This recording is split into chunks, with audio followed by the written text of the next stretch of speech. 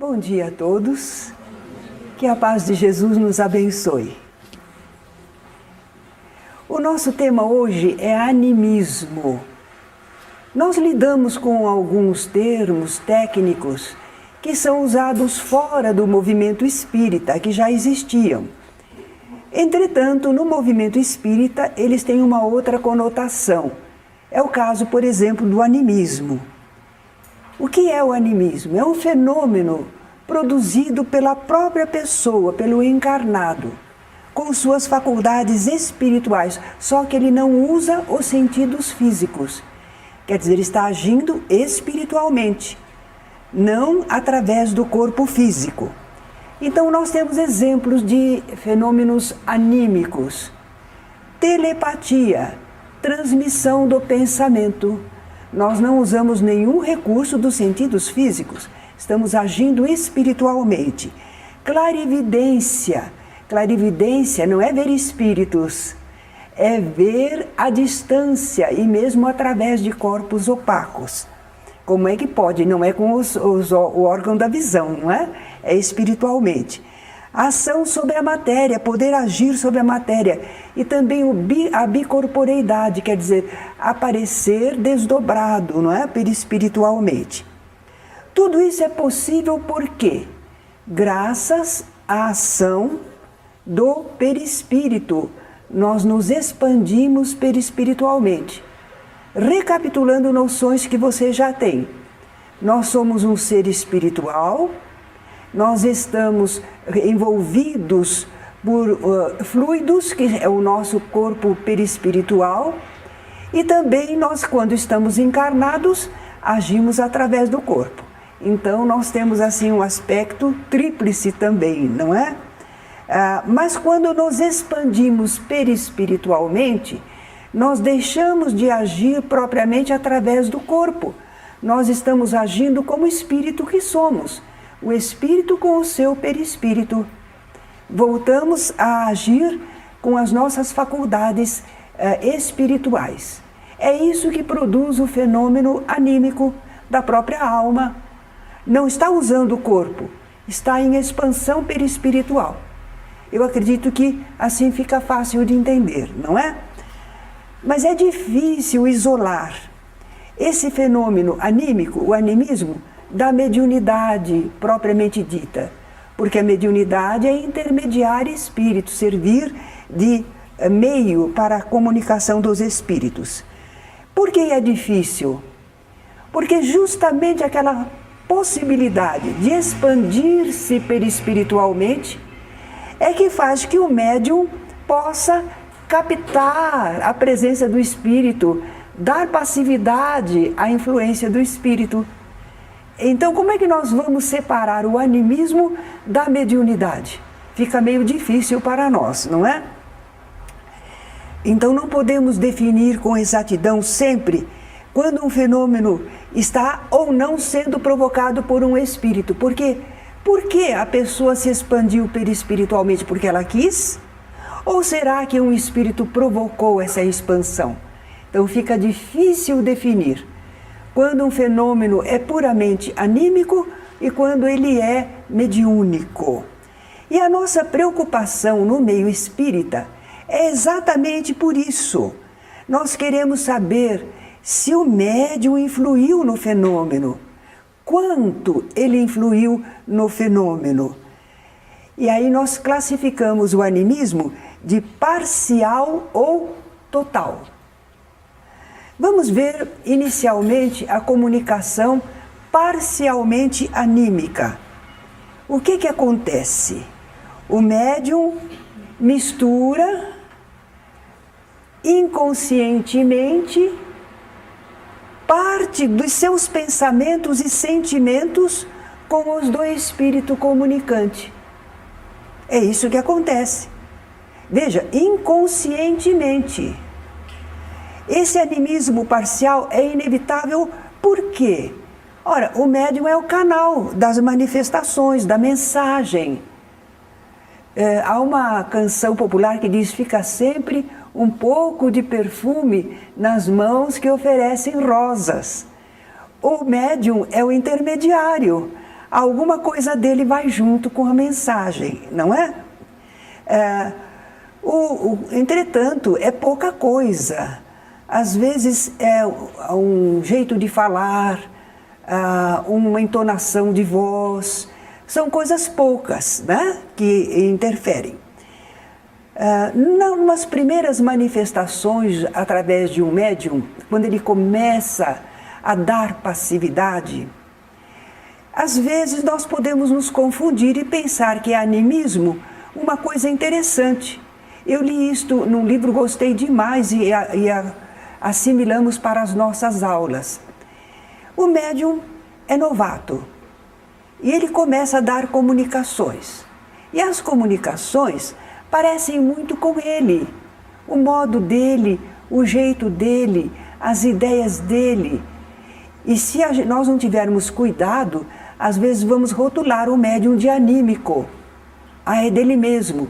Calma, ele está apenas exercitando, começando. E muitas vezes um espírito amigo, muito afim com ele, é que está dando as comunicações. Por isso parece bastante com ele. E quando mais tarde esse médium estiver realmente em trabalho, aí ele recebe espíritos diferentes, aí nós notamos, não é produção dele. Então foi bom sermos previdentes e não rotularmos logo de anímico. A semelhança era entre o espírito que atuava muito próximo a ele, certo? Agora vejamos o outro aspecto, uma comunicação totalmente anímica, quer dizer, tudo veio do médium, não veio nada de espírito nenhum. Olha, o médium entra em transe mediúnico. Não, ele não entra. É anímico? Se é anímico, é da própria alma, é dele mesmo. Então ele não entra em transe mediúnico. Ele não está sob influência de outro espírito, não está. Então o que aconteceu? Ele adentrou o seu próprio mundo íntimo, ele espírito, e manifesta o que é que ele encontrou lá. Pode ser que para nós pareça que ele está diferente do seu comum, agindo diferente, falando diferente, mas é porque ele está falando daquilo que ele encontrou dentro dele, profundamente, não é? Os seus conteúdos mentais inconscientes. Ele está fraudando? Não, ele não está fingindo, não está fraudando, não está querendo enganar, não. Nós vamos ver alguma coisa que pode ser, então, a manifestação totalmente anímica.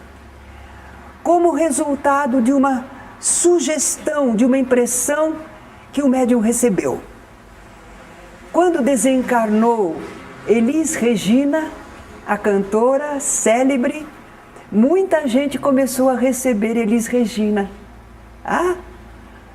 Não era fraude, era um fenômeno anímico, a pessoa se impressionou, a pessoa viveu muito, sentiu muito. Então, a hora em que está calmo, na reunião mediúnica, se à noite diminuíram a luz, não é? A pessoa, então, voltou-se lá para dentro. E o que é que ela encontrou? Encontrou a emoção, a tristeza, a situação da Elis Regina, certo? E falou. Então, foi um fenômeno totalmente anímico. Não havia o espírito da Elis Regina ali. Não havia um outro espírito se comunicando, não é? Claro que nós vamos procurar corrigir e orientar fraternalmente esses médiuns. Por isso é que a gente pede à pessoa, no dia da reunião, pelo menos, não assista a filmes como A Hora do Espanto, ou alguma coisa que impressiona você muito. Acontece um desastre na rua e você vai lá querer espiar. Se você for ajudar, tudo bem. Mas se for só por curiosidade, a pessoa médium é muito sensível, é própria para isso, para sentir bastante. E olha aquele desastre, a pessoa, como estava. E à noite, na reunião, ela vai dar a comunicação da pessoa acidentada, certo? E não é impossível que um médium capte de um acidente a entidade, a criatura que estava lá, acidentada, desencarnou. Não, não é impossível. Mas que a gente não estimule isso, porque aí teremos a dúvida, né? Da sugestão anímica. Eles chamam isso de personificação, quer dizer, fazer uma pessoa. Né? E se for uma comunicação como de um espírito em sofrimento? Bom, aí nós temos, no livro de André Luiz, Nos Domínios da Mediunidade, capítulo 22, Emersão do Passado. Muito interessante. Uma senhora que estava recebendo assistência, e em certas horas ela se manifestava mediunicamente, e no meio da reunião ela começa a dizer: oh, que sofrimento, por que permitem uma coisa assim? Que crueldade, essa lâmina no meu coração. Ela começou a viver uma situação realmente acontecida lá no passado, noutra encarnação. Por que ela começou a sentir? Porque no ambiente estava próximo um espírito ligado àquele acontecimento. E diante dela, espiritualmente, vendo, percebendo a presença do desafeto, ela desencadeou todas as lembranças. Ela foi para o passado emergiu nela, não é? André Luiz comenta, né, que ele com o outro companheiro estavam observando e não havia nenhum espírito se comunicando através dela. Era só ela mesma. E, entretanto, ela podia dizer: ajude, me ajude. Porque ou então, ajude a ela, ajude-a. Ela está sofrendo muito. Neste ponto, nós tivemos uma experiência verdadeira aqui na Casa Espírita. Nós estávamos acolhendo uma jovem, forte, bonitona, bem jovem, uns 15 anos, 16. Nós estávamos procurando ajudá-la. E ela dava assim uma comunicação. E chorava muito e dizia: ajudem, ela está sofrendo muito, ela está sofrendo muito. A primeira reunião, nós alentamos, dissemos, asseguramos, pensamos que era uma entidade que pedia ajuda, né? Eu disse: ajudaremos, pode ficar tranquilo, confiança em Deus. Falamos assim, uma, duas, na terceira reunião, tocou uma campainha lá dentro em mim, não é? Que coisa interessante, se fosse realmente um fato, já estaria sendo encaminhado, solucionado. Aí eu me perguntei, será que não é da própria jovem? Porque quando ela se expandia perispiritualmente, transcendia um pouco o corpo, ela falava como se fosse uma outra pessoa e pedia ajuda. Quando uma pessoa está em sonambulismo, ela se refere ao corpo assim: ele tem sede. Porque o espírito não tem sede, o que tem sede é o corpo. Não é interessante isso? Então, expandida perispiritualmente, ela dizia: ela sofre muito, ajudem, certo? Era um fenômeno anímico.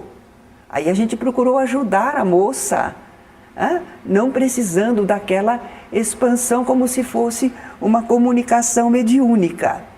Então, André Luiz coloca nos Domínios da Mediunidade esse episódio e a gente teve uma experiência na vida comum, não é? Sobre essa situação da pessoa se manifestar totalmente anímica. Não havia espírito nenhum ali para influir sobre ela, mas ela expandia o seu mundo íntimo. Às vezes essa comunicação é como um espírito que tem melhores condições que o encarnado. Mas é anímico também. Como foi isso?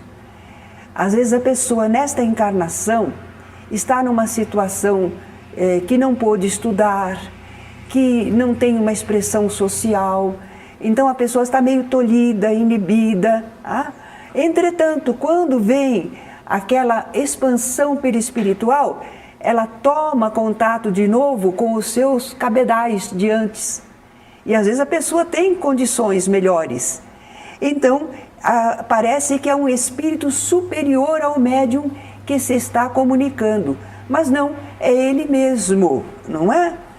Ele recupera conhecimentos que estavam esmaecidos ou limitados pela influência do corpo. O corpo não permite nós mostrarmos tudo o que somos. O corpo é a ponta do iceberg. Quer dizer que lá por dentro nós temos muitas vivências de muitas vidas, não é? Se ocorrer isso, de haver uma comunicação totalmente anímica, mas são palavras boas, são conceitos bons, está adequado, nós podemos aproveitar essa produção. Mas nós não vamos querer que ela se perpetue. Porque qual é o nosso objetivo na reunião mediúnica? O intercâmbio com o plano espiritual.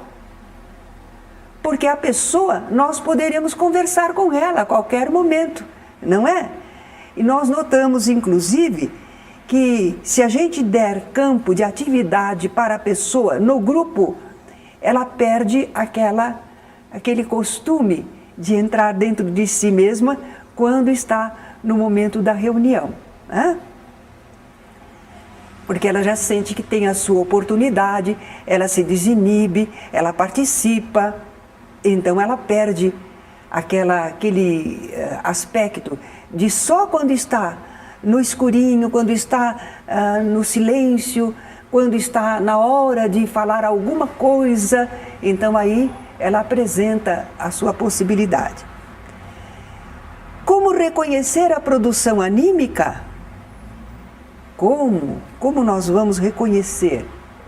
Ora, analisando as comunicações obtidas. Olha como é importante a análise das comunicações. Não é só na reunião os médiuns se comunicarem. Não. Nós vamos querer saber o que é isto, o que falou. É bom, vamos aproveitar, vamos perguntar alguma coisa, né? Temos que analisar as comunicações. No caso da comunicação anímica, como é sempre o médium e não são outros espíritos, vai haver repetição dos estados e das personalidades apresentadas. Vai ser sempre o mesmo estilo. Gosto de comparar assim. Na televisão assistimos novelas ou filmes. E o mesmo artista, em cada novela ou filme, ele se apresenta de um modo diferente. Penteado diferente, roupa diferente, maquiagem diferente. Mas nós sabemos que é ele mesmo. Nós reconhecemos o artista. Sabemos que ele está interpretando. Então acontece isso com o médium anímico. Ele pode dizer que é isto, que é aquilo outro, mas a gente está reconhecendo no que ele fala, nas ideias, está reconhecendo que é ele mesmo. Por isso é que precisa analisar. Outra coisa que podemos fazer é percepção fluídica. No segundo ano nós não aprendemos que a gente sente os fluidos emanados pelos espíritos e pelos fluidos emanados a gente reconhece se é um espírito bom, se é um espírito sofredor, se é um espírito adversário, não é verdade? Então, vamos analisar os fluidos ao redor daquela pessoa. Porque se houver outros espíritos, os fluidos serão diferentes. Não é? É um dos meios que nós temos. Quando a gente não sente presença de um espírito outro, mas é sempre o mesmo tipo fluídico do médium, então a gente já fica com aquela interrogação. Às vezes a equipe de uma reunião mediúnica, diante de um caso que está meio em dúvida, um pergunta para o outro: você já atendeu manifestação com aquela pessoa? Como sentiu? Sentia algum clima diferente? Não é? Procuramos cotejar as nossas percepções. Outra coisa que podemos fazer é tentar a vidência.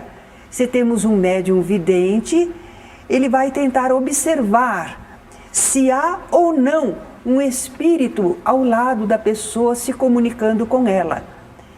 É uma ajuda também. Nada disso é perfeitamente conclusivo, tá? Porque a vidência pode enganar muito. Às vezes não se vê o espírito junto à pessoa, mas às vezes ele está irradiando. Tá? Há uma ligação entre eles, telepática. Então, não podemos dizer, mas não vimos nenhum espírito perto dele. E daí? É uma indicação, é mais um dado, mas não é conclusivo só por si. Como é que nós vamos fazer para ensejar o mínimo de animismo? É interessante que nós estamos falando de animismo e alguns de vocês estão preocupados. Mas é sempre assim. O médium que não é anímico se preocupa. O que é anímico nem se dá conta. Certo? Então, por favor, não fiquem assim preocupados e se inibindo. Vai ver que eu não sou médium, vai ver que isso é anímico. E segura. Não segure não.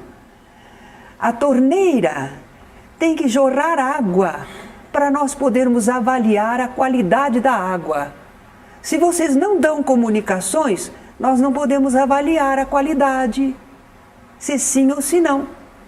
Então, neste nosso trabalho, que ainda somos uma escola, estamos ainda aprendendo, exercitando. É muito pouco tempo para o trabalho de um médium se aprimorar, não é? Então é hora de deixar jorrar e ouvir depois as análises, as orientações. Se nós não queremos o animismo na prática mediúnica, nós vamos procurar que a nossa reunião tenha um clima espiritual sereno e equilibrado. Por que a gente faz o preparo da reunião? Por que a gente orienta? Calma, né? Vamos pensar só agora no amor ao próximo, no amor a Deus, não é? Vamos deixar tudo lá para fora, vamos fazer o nosso momento de intercâmbio espiritual, de elevação da alma. Fazemos a leitura preparatória, não é? Acalmando os pensamentos, levando para um bom rumo. Por que nós fazemos isto? Nós sabemos que o fenômeno mediúnico exige o nosso alheamento do mundo corpóreo e é o nosso entrar no nosso mundo espiritual.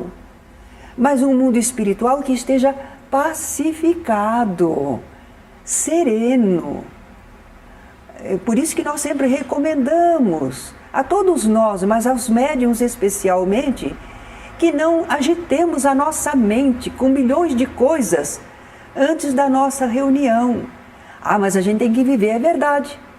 Mas a gente pode viver um pouco mais sereno. Há dias que nós estamos mais agitados. No dia da reunião mediúnica, pelo menos, vamos ver se a gente não se irrita, não sobe a serra, não é?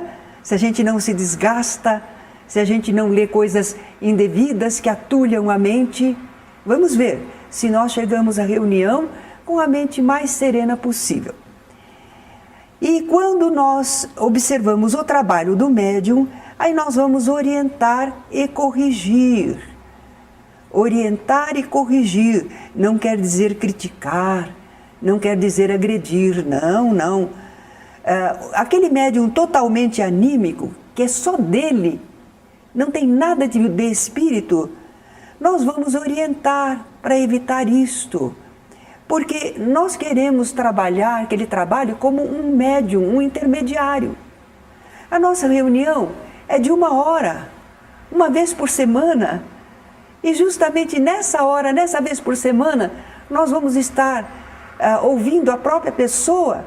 Ele não vai ter uma comunicação com o plano espiritual. É a oportunidade da comunicação com o plano espiritual, não é? O parcialmente anímico, nós vamos aceitar, mas vamos orientar, como se diz popularmente, não colocar a colher torta, né, na conversa. Deixa o espírito. Às vezes o médium fica preocupado até com o que o espírito está falando. Só deve evitar palavrões, só deve evitar excessos na movimentação, mas deixa o espírito dizer. Se ele está contente ou descontente, se ele está com raiva, ele precisa dizer para a gente conhecer o espírito. Então não mude isto, não é? Deixa que o espírito se comunique. Porque esse animismo parcial não vai prejudicar e invalidar a manifestação do espírito comunicante. As palavras às vezes são as suas, são aqueles termos que você costuma empregar, não tem importância. Mas com os mesmos termos, o que é que você diz? Isso é do espírito. Tudo bem, vamos aceitar então. Agora, como é que a gente pode corrigir e orientar fraternalmente? Uma das coisas é fazendo uma aula como esta. Porque não se está chegando junto à pessoa e dizendo para ela, pessoalmente, o que achamos do seu trabalho. Poderíamos fazer isso, mas as pessoas às vezes se traumatizam, são muito suscetíveis, ficam desarvoradas. É impressionante, deveria, né, reconhecer isso com naturalidade, mas não. Uma das coisas que a pessoa pensa é: você acha que eu estou fingindo? Você acha que eu estou fraudando? Não é. Nós não pensamos isso da pessoa. Então é muito delicado falar pessoalmente. Aulas assim gerais, mas se não modifica, se não se consegue um resultado melhor, nós vamos ter de conversar com a pessoa particularmente, não é? Imaginem, já houve no passado coisas de dirigentes dizerem assim de público: isso é animismo, você é anímico. Olha que absurdo, não é? Não respeitando a criatura, marcando-a ante os demais. Não, conversa particular, fraterna, esclarecedora, não é? É assim que nós podemos corrigir e orientar aqueles médiuns que apresentem animismo. Falta examinar ainda um fenômeno que é anímico. É anímico. É da própria alma. Comunicação de vivos. Quem aqui já não ouviu falar de comunicação de vivos? Todos já ouviram? Mesmo? É conhecido esse fenômeno? É porque a gente comenta nas aulas, né, preparatórias. Não dizer logo, você desencarnou, porque às vezes a pessoa está num estado especial, desdobrado à distância. Isto nós aprendemos não só nos livros, não só como se fosse assim, teoricamente. Eu conto sempre um fato verídico que infelizmente aconteceu quando eu ainda não tinha muita experiência. Então a gente não documenta as coisas, não é? Mas aconteceu comigo mesma. Naquele tempo, as nossas reuniões lá na sede eram pequeninas, pouco público, umas 10 pessoas, e geralmente alguém da diretoria abria a casa, abria a secretaria, atendia as pessoas, atendia telefone, fazia inscrição de sócio, dava a entrevista, atendia os casos que apareciam, que eram pouquíssimos, e depois dirigia a reunião. A mesma pessoa fazia tudo numa noite. E uma dessas noites era eu a encarregada, eu estava lá. E na escadaria apareceu assim um senhor, porque uma parte a gente não vê, né, quando está subindo a escada. Ele chegou ali, era um senhor ruivo, de cabelos crespos, não era alto não, e ele pôs assim a cabeça e ficou olhando. Como eu estava ali, eu me aproximei: pois não, podemos atendê-lo, alguma coisa que deseja? Ele disse: eu estou procurando Terezinha. Naquele tempo eu tinha o D no nome, Terezinha de Oliveira. Eu disse: sou eu. É você? Ele era um senhor, não um idoso, mas era um senhor, eu era muito jovem ainda, né? É você? Sim. Pois não, estou ao seu dispor, por que está me procurando? que você se comunicou lá no nosso centro. Eu arregalei os olhos. Eu não conhecia isso? O que é isso? Esse homem estranho aí vem falando um absurdo desse? Que eu me comuniquei lá no centro deles? Né? Eu não sabia de comunicação de vivos, não é? Fiquei meio parada, meio reticente, cautelosa. Ele disse, você trabalha? Você é professora? Eu disse, sou, mas não leciono. Eu sempre respondia assim, porque realmente eu tinha o diploma de professora, mas eu não entrara na carreira profissional. Professora eu não era. Né? Eu trabalhava na prefeitura, então eu dizia, sou, mas não leciono. Ele disse, exatamente como você falou lá na reunião. E o que eu falei? Ele disse, você fez uma pregação, você falou sobre o Evangelho, falou sobre a doutrina. E eu fiquei muito passada, é isso que eu digo, eu era inexperiente. Era o caso de perguntar qual é o nome do centro, onde foi, né? Mas não, eu estava estupefata, eu estava atônita com aquilo. E fiquei meio sem graça, meio parada. Ele disse, obrigado, era só isso que eu queria saber, eu vim aqui para verificar. Boa noite. E foi embora. Certo? Então eu tive a confirmação de que nós podemos, quando estamos dormindo, em repouso, nos desdobrarmos e irmos à distância. E não precisa ter, não é uma pessoa de qualidade para isso, não é um fenômeno comum, certo? Por isso que na casa espírita, ao atender as comunicações que se dão através de médiuns, nós não dizemos logo, você morreu, você desencarnou. Aí a gente brinca e diz assim, se a pessoa não estava desencarnada, desencarna de susto. Né? Bem, então comunicação de vivos é um fenômeno realmente já constatado. É o espírito de um encarnado que em desdobramento exerce influência sobre outra pessoa que é médium. Pode então utilizá-la como médium, às vezes só influencia e às vezes comunica-se através da pessoa. Nós temos isso em Allan Kardec. Olha o que ele diz. A alma do médium pode comunicar-se como a de qualquer outro. Se goza de certo grau de liberdade, recobra suas qualidades de espírito. Tendes a prova disto nas visitas que vos fazem as almas de pessoas vivas, as quais muitas vezes se comunicam convosco pela escrita, sem que a chameis. São combinações naturais. É o espírito que deseja e encontrou uma possibilidade de se comunicar. Porque ficais sabendo, entre os espíritos que evocais, ao tempo de Kardec eles faziam evocação, né? Atualmente nós não fazemos, não chamamos nominalmente espírito, não estamos em pesquisa, nós estamos apenas no serviço do amor, né? Entre os espíritos que evocais, alguns há que estão encarnados na terra. Eles então vos falam como espíritos e não como homens. A pessoa está desdobrada. Ela fala como espírito que ela é. E não como pessoa encarnada, a personalidade da pessoa encarnada, não é? Por que não se havia de dar o mesmo com o médium? O médium também pode se desdobrar, ir à distância e se comunicar, certo? Não é usual, não é costumeiro, mas o fenômeno se dá.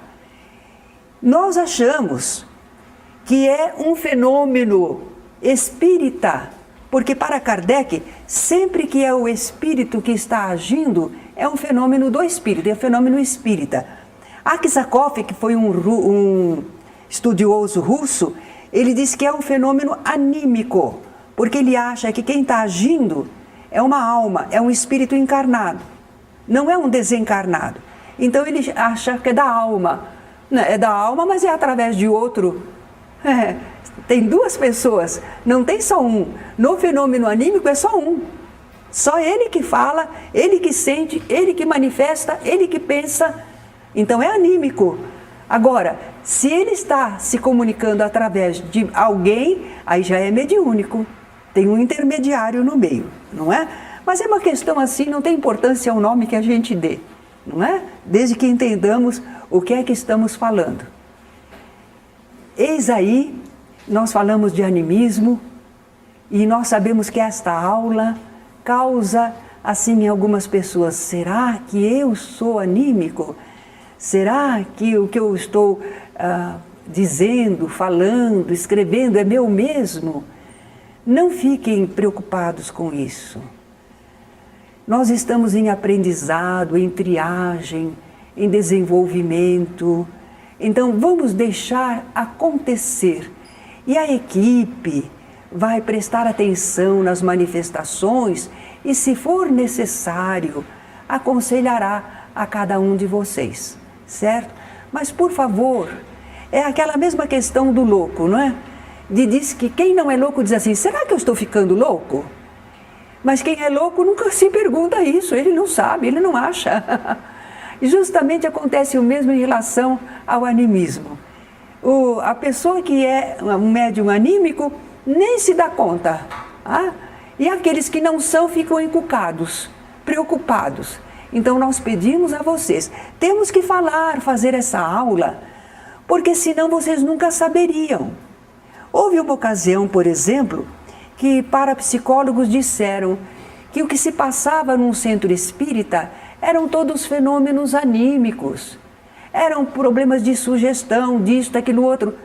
Eles têm razão que existe essa possibilidade, mas nós sabemos que existe também o fenômeno de intermediar espíritos, mediúnico. Nós não ignoramos o animismo, nós conhecemos, sabemos dele, mas estamos vendo a comunicação dos espíritos, que é muito diferente do animismo, não é?